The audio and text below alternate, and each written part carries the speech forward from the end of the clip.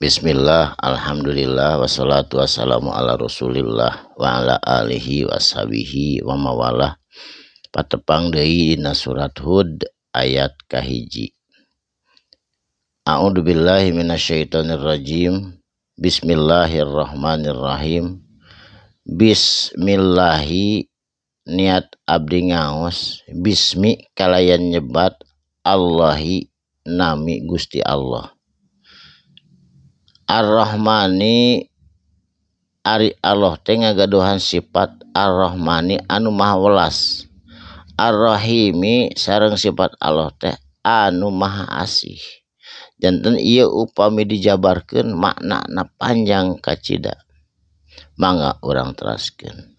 Alif lam ra, ari itu alif lam ra angin Allah nu uninga kana makna na alif lam teu tiasa diterjemahkeun margi ieu mah kasebat ayatna mutasabihat. Saterasna kitabun ari ieu kitab tegasna kitab Al-Qur'an kimat anu disusun rapih ku Gusti Allah, redaksina sareng jajaranana sadayana ge disusun rapih ku Gusti Allah tanpa campur tangan makhlukna, baik itu malaikat, jin jeung bangsa manusia. Teu aya anu campur tangan kana nyusun ieu Quran. Angin Allah anu tos nyusun rapih redaksina, halamanana sareng sadayana. Ayatuhu ieu teh ayat-ayat Allah, tanda-tanda kebesaran Allah anu tertulis. Summa tuluy pussilat dijelaskeun ku Allah ieu sadayana, dijentrekeun secara terperinci ngalangkungan malaikat Jibril dilungsurkeun ka Kangjeng Nabi Muhammad sallallahu alaihi wasallam. Miladun ti sisi kami, ti sisi Allah, hakimin anu maha bijaksana, khobirin sareng anu maha mengawasi, anu maha uninga, anu maha waspada. Supaya kumaha Allah ta'budu, supaya ulah nyembah illallah kajaba nyembahna ka Gusti Allah wungkul.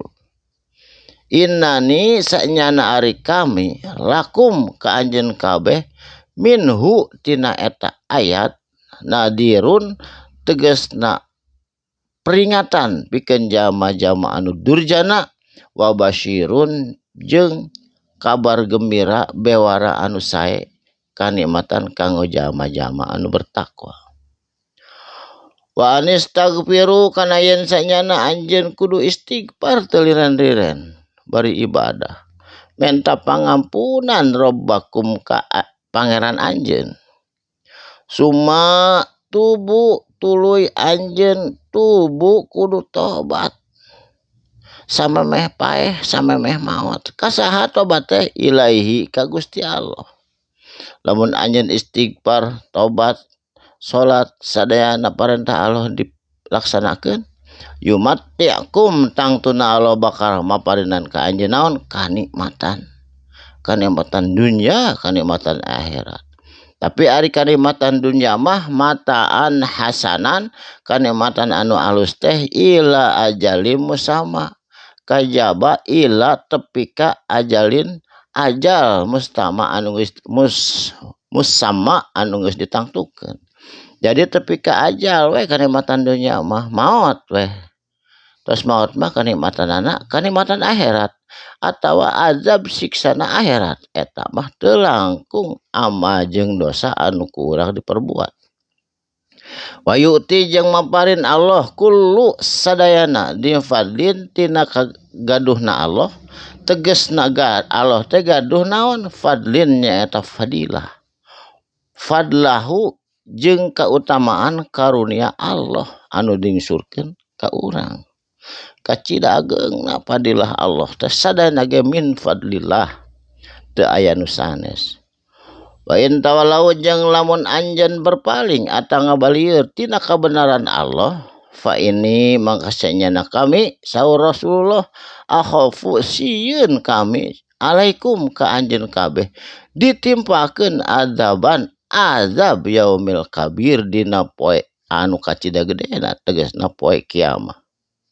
Illallahi ngan ka Allah hungkul maraji hukum anjeun dibalikeun anjeun dihisab anjeun ngalewat sirat anjeun disiksa jeung kengeng kanikmatan di akhirat wa huwa jeung ari itu Gusti Allah ala kulli syai'in kana saban-saban perkara qadirun eta Allah anu maha kawasa teu aya di anu gaduh kakawasaan dunia akhirat angin Allah anu urang bakal diuihkeun ka anjeunana ka Gusti Allah dihisab di ngalangkungan sirat ditimbang mizan tegasna amah hade sareng gorengna kabeh oge dihisab di mizan ngalangkungan sirat jeung sajabana. Tahu kituna mudah-mudahan urang keur dunya tiasa istighfar anu istiqomah tobat anu teu liran-liran kalayan penyesalan tina dosa baheula anu ku urang diperbuat. Barakallahu li wa lakum mugi aya manfaatna dina dinten ieu dinten Salasa muga-muga dipaparingan kesehatan sadayana tiasa patepang deui dugi ka dinten anjing sareng saterasna. Shadaqallahul azim. Wassalamualaikum warahmatullahi wabarakatuh.